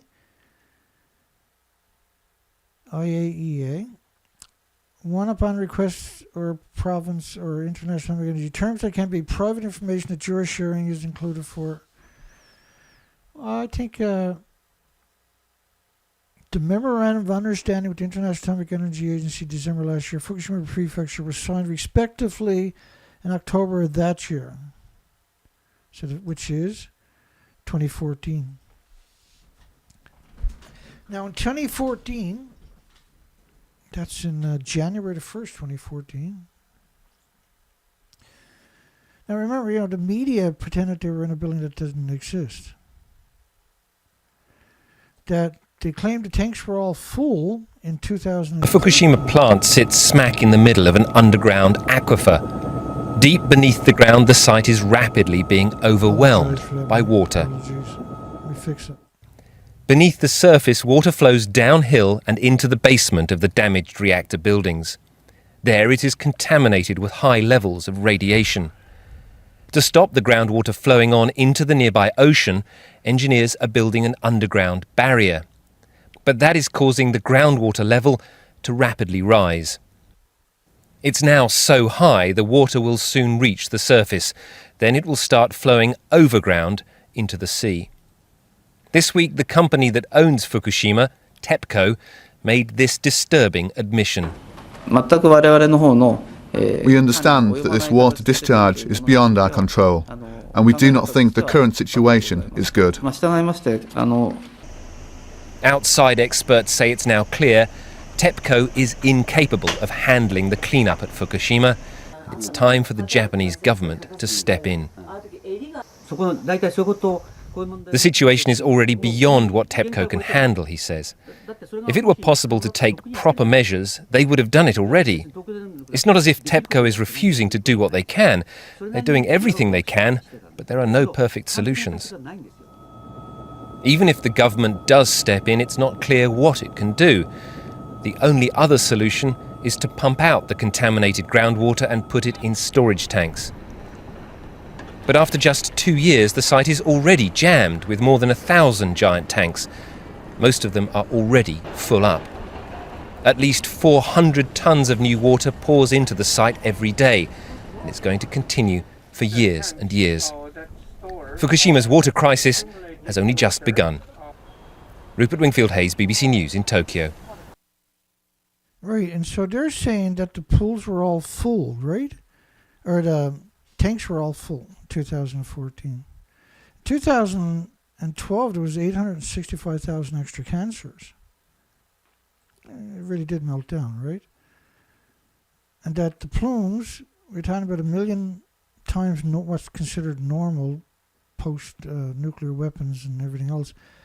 But this was a study from France showing cesium-137 at 1 million to 10 million atoms per cubic meter of air in North America and Canada. This is an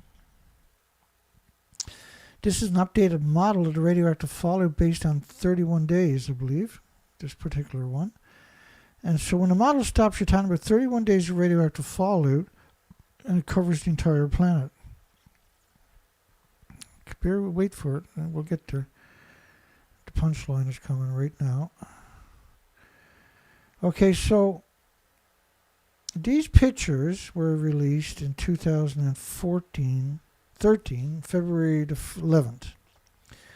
And this is the ALPS filtration system in 2013. This was the media went in there in 2013. In 2014, August the 9th, the ELP system still wasn't complete. So they had all the tanks were full in 2000 at the end of 2013. At the end of in August of 2014, they still were hoping to have it working, filtration system working by beginning of 2015. So they didn't collect. Let's say that this is all real. There really is a filtration system. There's not, because you can never change the filter again, and you can't get back in. If you fill up the tanks with radioactive water, you actually won't be able to build another tank on site, because the tanks are not thick enough to shield you from the 2.2 sieverts per liter of water we're talking about, and they're only acknowledging beta. Let's be honest, though. The reactor's actually detonated, for goodness sakes, right? They ejected the reactor cores, the fuel pools, and everything else. So there is no filtration system. There was also the REVA, there was also the Siri system, there's also the Curie system. But all the atoms are the same size, so you can't just filter out one atom. We don't have that technology even today.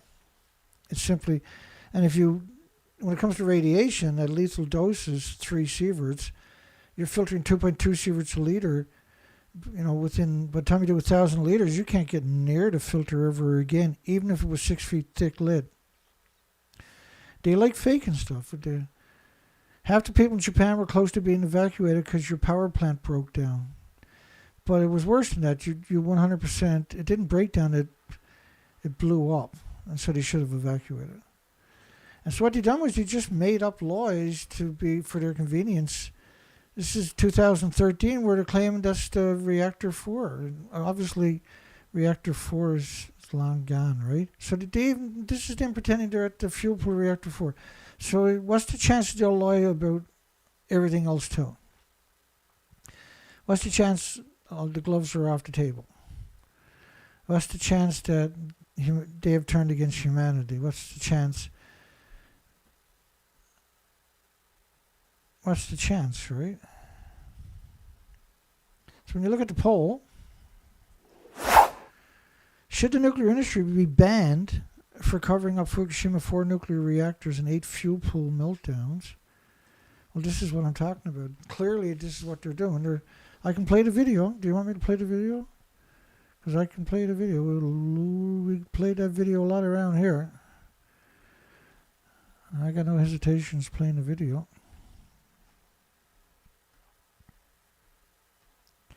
Unless I can't find it.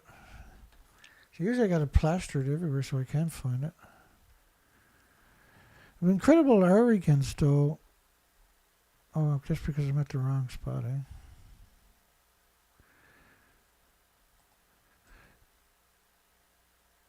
And so this, bear with me here. Yeah, I take it personal, right?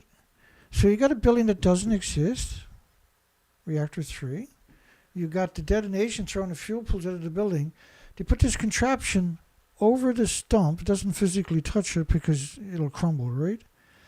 They got it built over the contraption. They built it off-site and then assembled it with cranes. See how big the pieces are? And then they come in and claim that they're getting the fuel out of the pool when it doesn't even exist. They're not doing that because it's nothing happened or they just want you to stop talking about it. They're doing it because this industry, its entire legacy of nuclear is just,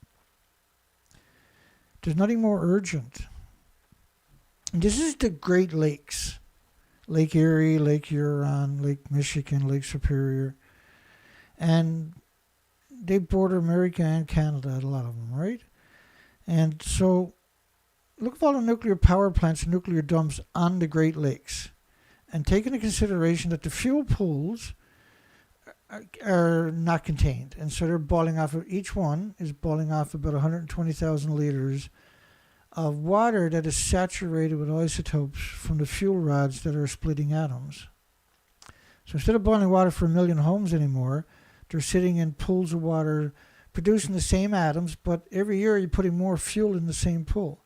So every year you create more radioactive fallout.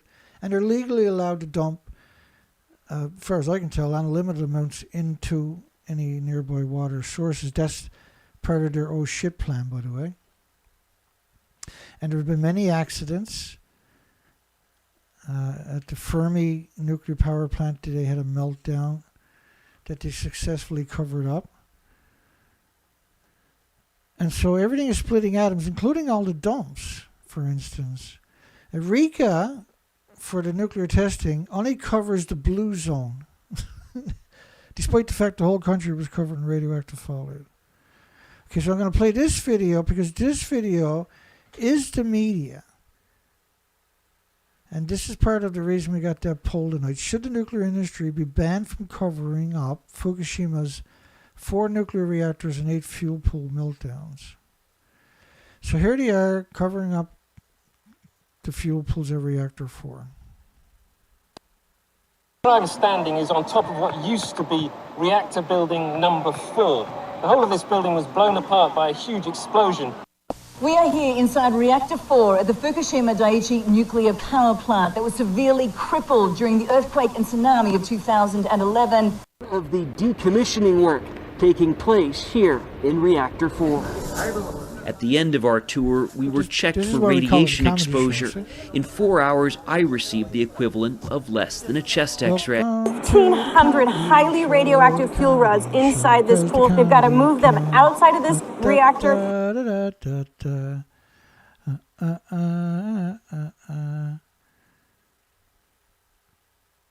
They're the professionals, they're the academics, they're the journalists, they're the big shots. That's the senator's son up there, CBS Seth Dorn. This is Cecilia Vega from ABC Australia, the biggest media in Australia.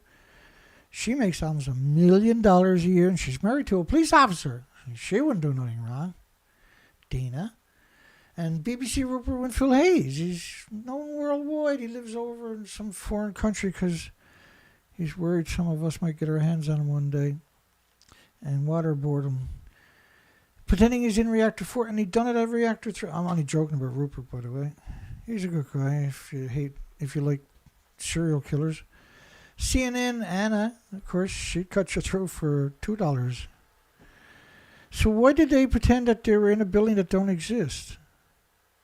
Why do that? And they're not the only ones. In 2013. Highly radioactive objects found, rumored to be pieces of Fukushima reactor building 15 kilometers from the meltdown. Oh, that's where we left. We started off with that headline, did we? Let's move down. This is where we left off, and we kind of went all over the friggin' place for a while there. Okay, so it would be like Chernobyl on steroids if the spent fuel pool catches fire, says nuclear engineer who worked at an identical plant, and that each reactor building, they're talking about the fuel pools, hopefully, each reactor holds 3,450 spent fuel assemblies. Each assembly is 1,800 pounds. So when you look at Reactor 3, there ain't no 3,450 assemblies left in that building. When you look at Reactor 4, there ain't no 3,450 fuel assemblies left in that building. Right, there's 100 fuel rods in each assembly. Each fuel rod is 18 pounds and 12 feet long. Nuclear expert, all it takes is coolant to stop circulating at the spent fuel pool number 4 for extensive fuel damage to occur. That's 2012. So in 2012, let me see if I can find a picture. He's a nuclear expert, right? So it's called keeping the lie alive is what they were doing with that story. Because if you're a nuclear expert and you look at nuclear reactor 4, you know there's nothing left. And you don't just, like, they would look at all 4 pictures like you're looking at, and they know the fuel pool's gone, the reactor cores are gone. There's no illusions whatsoever. Remember, they done that, put a cover over it, and then pretend they were in the building. Fukushima Daiichi workers saw black smoke coming out from the common spent fuel pool's chimney I wondered if it was smoke or a boiler. It's not fire. So I showed you pictures earlier where common spent fuel pool, which is beyond reactor 4, was completely pixelated out. So just more evidence, right? Fukushima chief was pleading for help from the U.S. military. The fire broken out of reactor 4. Let's have a look at that. Oh yeah, there's something in that corner up there. That's reactor 4. That's Medusa reactor 3.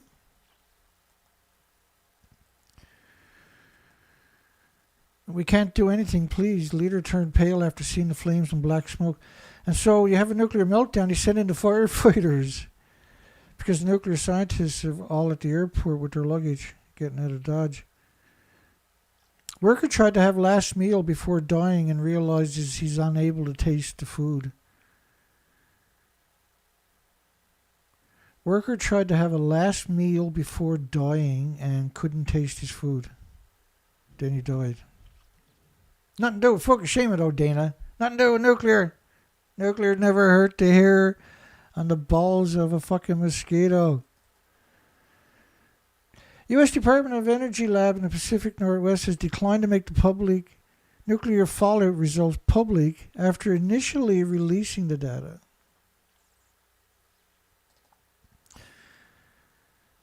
Radiation forecast withheld by the government. Releasing it would cause unnecessary panic.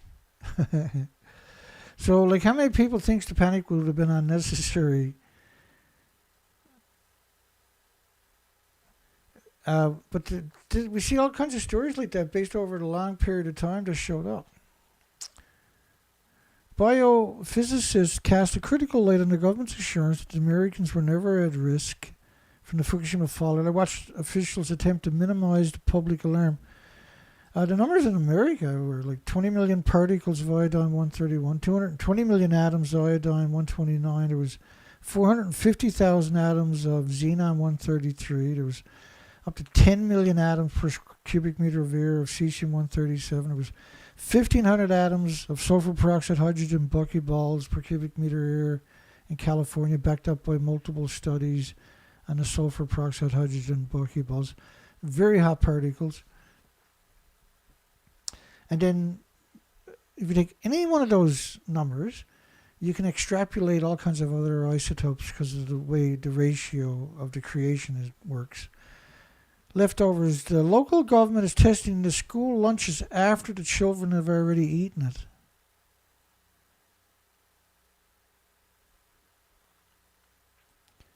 Like, the word incompetent, you know, at least it should show up somewhere in the nuclear industry. But they're all the best of the best, the brightest of the brightest at the universities. And not one of them got a moral compass anywhere in their family tree. Japanese rice allegedly caused diarrhea. I'm not laughing. That's the gallows laugh. That means you got a lethal dose of it. You might not die this year or next year or the year after, but your health did. Officials told her not to send any more donated rice. To scumbags, eh? They got a crisis down there. Well, let's get rid of some Fukushima rice. Woo, score. And they were mixing it with the rice from other prefectures and selling it in the supermarkets and the restaurants and the corner stores and confectionery stands.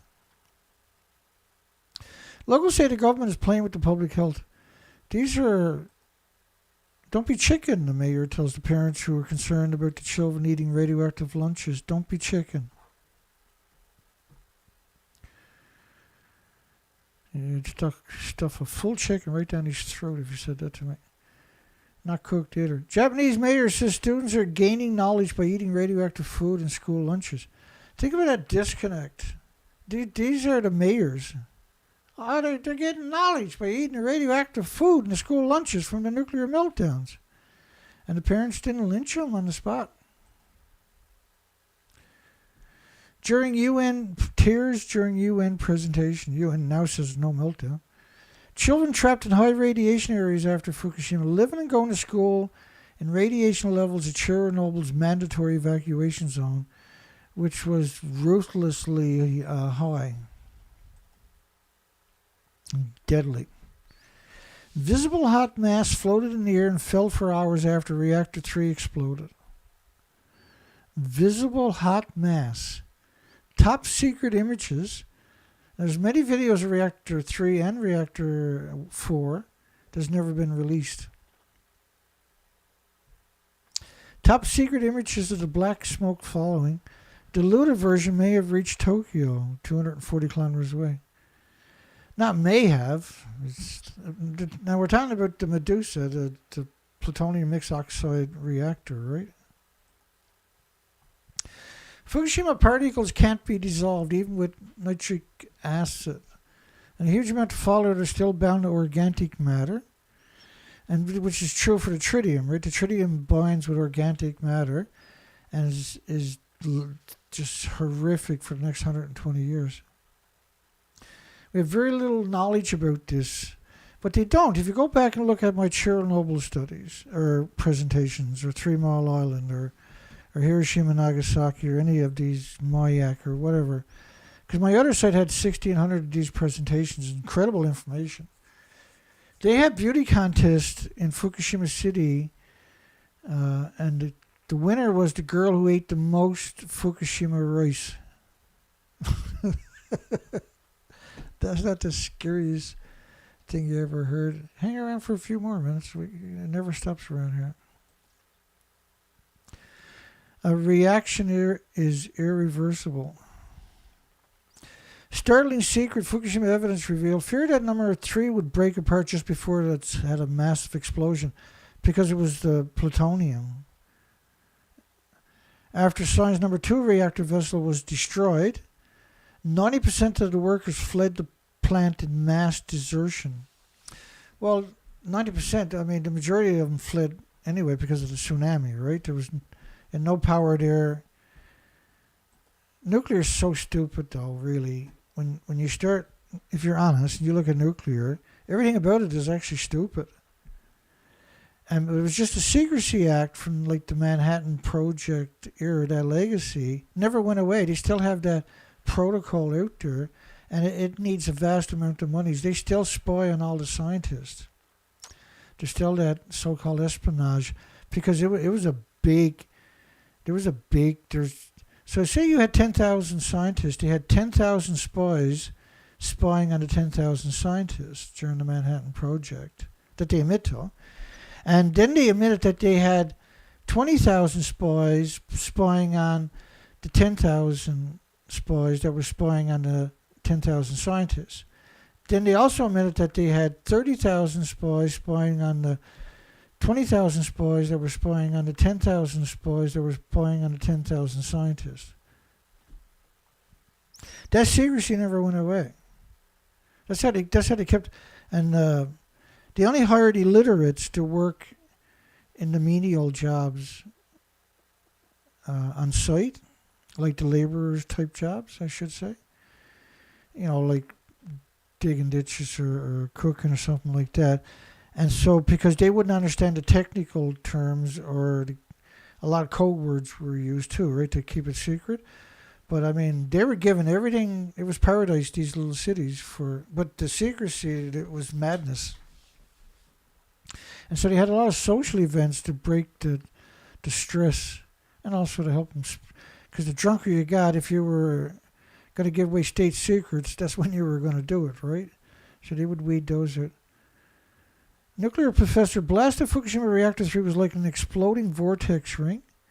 The injection of the nuclear fuel implies there was a criticality excursion and a steam explosion, that the black smoke may have been the burning MOX and the uranium. So clearly they're talking about reactor 3. They go into more details. Yeah, the injection of the fuel parts from Unit 3 would imply a more serious event. So they're alluding that the reactor cores were ejected and the fuel pools. That the highly radioactive material reportedly fell between 2 units, had to be bulldozed over to protect the workers / homeless. Because the reactors were blown up to 1 mile from the unit, so the site itself would have been insidiously contaminated. And that the highly localized heat signatures, we have that, in Unit 3 may suggest a possible ejection The concrete shield plug by the observed hydrogen or possible steam explosion, atmospheric pressure measurements at Unit 2 and 3. Well, there was no way to do the measurements. Every telephone pole was down for 1,200 miles or ripped out to sea, right? So if any leaking curium material could interact with the sump water as well as the concrete mat, causing a steam explosion. Because water, a liter will expand 1,800 feet in a millisecond, right? So if you had 9,000 degree Fahrenheit temperature drip into the water, that will cause an explosion. And that's what happened. This is not a plug that blew up at a reactor 3. Which weighs a couple 100,000 pounds, right? This is the reactor and the fuel pool is ejected right into the building. And those big dark chunks you see, that's the fuel pools and reactor cores falling back down to Earth. All right. Okay. Every clear? Clear. Secret Fukushima testimony revealed plant chief considering disemboweling himself after explosion. I should kill myself. Yes, we're disappointed that you didn't, tell you the truth.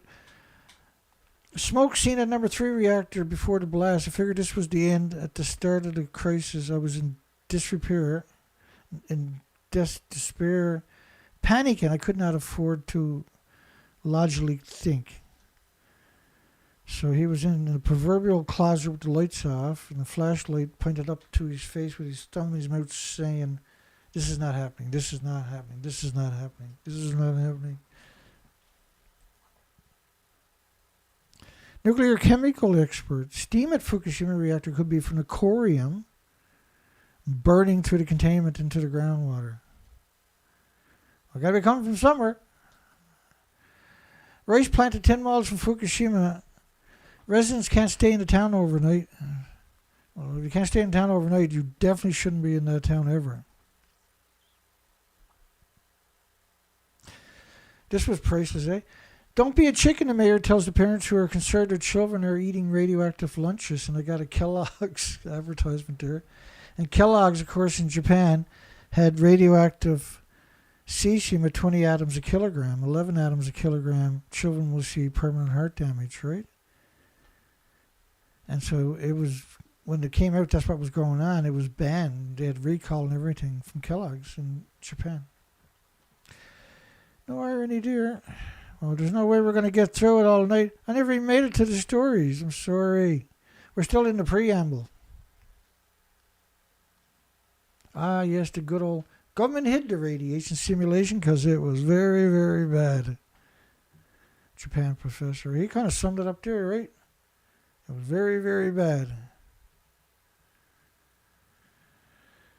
Showed a serious contamination over a wide area. I actually have a picture of that. Over a wide area. Let me see if I can find that picture. Oh, look what happened. I found a picture. Yeah, it covered a wide area, and it covered about the same size as the whole planet. Actually, the whole planet, that's right. That was the whole planet that got covered. Should the nuclear industry be banned for covering up Fukushima 4 nuclear reactors and 8 fuel pools that melted down? I do believe they should, Data. I'm leaning towards a ban myself. I think the nuclear industry should be banned because they're a bunch of fucking scumbags. Degenerates, actually. They're a threat to the survival of the species. They're a bigger threat than a meteorite by orders of magnitudes of thousands. They're an imminent threat to the survival of this planet. That's what nuclear and the nuclear industry and the people in it and the despicable apologists for the nuclear industry.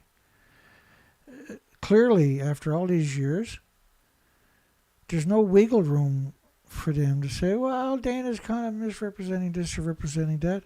I don't do it. How do you misrepresent something this evil, see? It can't be done. I couldn't make this stuff up if I wanted to. And I definitely don't want to. Because when I'm putting all this together, and then I do the show, and then I have to go to sleep at night, and I have this stuff going through my head.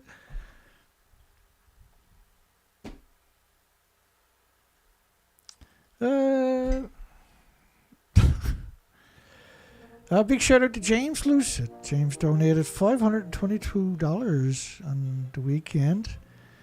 And we restored our site, which was $422 to get our, because we have a $50 penalty for not paying the mortgage each month, each year on time. And that's an incredible relief, I must admit. It took a day, though, for the stress to go away. I was welding all day today and last night till dark. But I'm very, very grateful. I'm just a little bit heartbroken, though, that James was the one that donated difficult times, right? We're trying to keep this operation alive. And the industry has chased everybody away. And they took down my other site, 25,000 subscribers. So if you wanted to raise $2,000 to go on an expedition, research the species, you just had a fundraiser. And then when I was out looking for spiders, they took my site down, so I couldn't do that no more. And I had almost 25,000 subscribers for 4 years. I never got a new one, I never lost one. For 4 years. What was it? Actually, it was 24,200 or something like that for 4 years. I never got an extra subscriber and I never lost one for 4 years. What's the odds of that, I wonder? And when I'm on shore, not doing research expeditions, typically doing 5 shows a week, right? None of these are easy shows. It looks easy because I've been doing it for so long, maybe, but it's just ridiculous. I know the energy goes into most shows, all shows, but... And then tonight's show was just, I wanted to go down the time machine again, so I was picking through the heavy ones. And every one of them I couldn't say no to. I was like, I gotta use that one. I gotta use that one too. I gotta use that one too.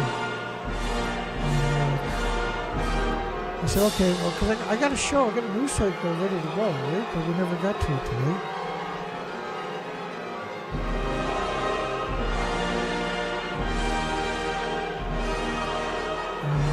Okay, so hopefully, anybody made it this far?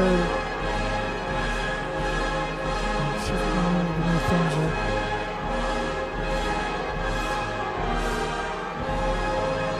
It's just uncensored. If you can watch these shows within the first 12 hours, that's preferred, because they're going to extend the video, and we think they're putting software in the video to track people with. It takes 12 hours. The comments won't show up for 12 hours either. The videos won't show up alongside when there's a whole bunch of things that when my video's over, it doesn't go to 16,000, 15,000 subscribers, for instance. This goes on and on.